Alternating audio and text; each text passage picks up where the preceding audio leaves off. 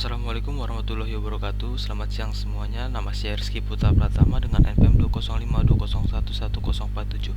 Saya di sini ingin menjelaskan unsur-unsur tindak pidana yang terhadap kedudukan negara dan kejahatan terhadap ketertiban umum dengan mata kuliah delik tertentu dalam KUHP dengan dosen pengampu Ibu Rini Fatoma SHMH. Jadi dalam delik tertentu KUHP itu kita harus mengenal terlebih dahulu yang namanya unsur-unsur tindak pidana itu sendiri. Unsur-unsur tindak pidana itu sendiri yang pertama adanya subjek, lalu adanya unsur kesalahan, lalu ada perbuatan yang bersifat melawan hukum, lalu ada suatu tindakan yang dilarang atau diharuskan oleh undang-undang perundang-undangan terhadap melanggarnya, pelanggaran tersebut diancam pidana. Lalu yang terakhir terdapat waktu, tempat dan keadaan tertentu atau keadaan kejadian tersebut berlangsung. Jadi dalam kali ini terdapat 2 poin yang akan saya jelaskan. Poin pertama tersebut adalah tindak pidana terhadap kedudukan negara. Salah satunya adalah poin yang pertama itu kejahatan terhadap keamanan negara.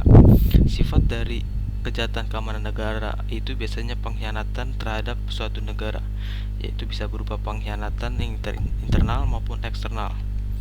Yang internal yang ditunjukkan untuk mengubah struktur kenegaraan atau struktur pemerintahan yang ada, termasuk juga tindak pidana terhadap kepala negara, jadi mengenai keamanan internal itu sendiri.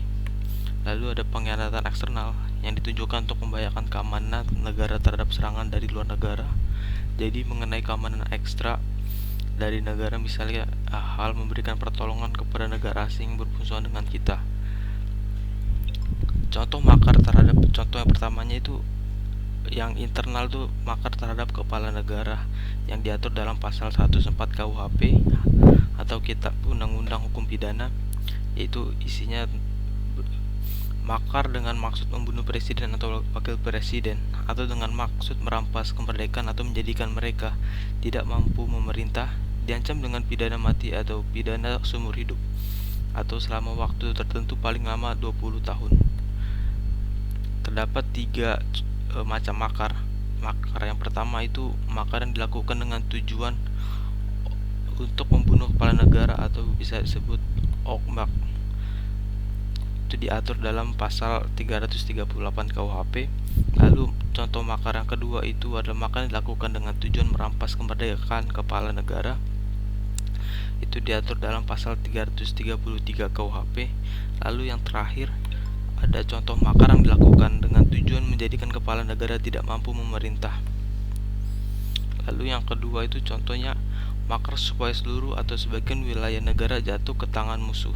Itu bagian ini diatur dalam pasal 106 KUHP yang isinya itu sebagai makar dengan maksud supaya wilayah negara seluruhnya atau sebagian jatuh ke tangan musuh, atau dengan maksud untuk memisahkan wilayah negara yang lain, diancam dengan pidana seumur hidup atau pidana penjara paling lama 20 tahun.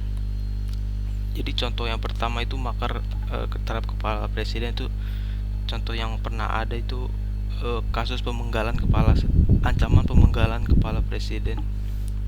Lalu contoh yang keduanya itu yang memisahkan wilayah negara Indonesia, itu contohnya ada OPM atau Organisasi Papua Merdeka.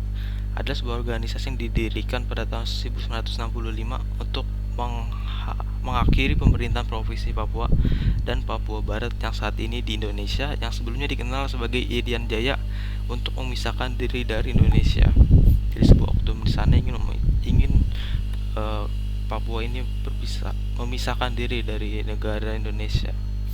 Lalu yang kedua itu ada kejahatan terhadap ketertiban umum. Ini poin keduanya. Contoh-contohnya itu ada unsur bahaya umum yang isinya terdapat menyebabkan kebakaran, peletusan, dan banjir. Contohnya itu kita kalau ada orang yang membuang sampah sembarangan gitu, atau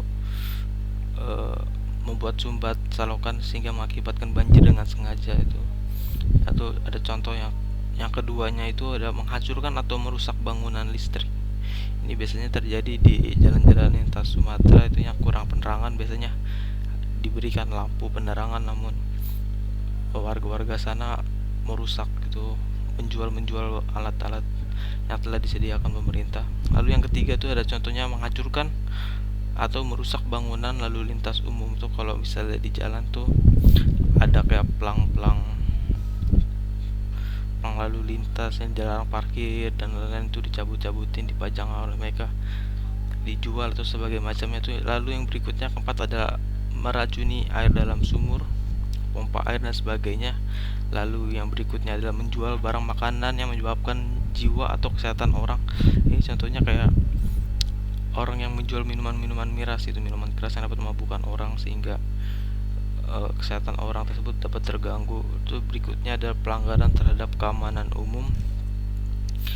Ada juga perusakan barang fasilitas-fasilitas yang disediakan oleh negara. Contohnya pada saat demo Omnibus Law kemarin itu di Jakarta, di Jalan Sudirman, halte busway yang dibakar oleh para oknum sehingga tersebut merugikan negara.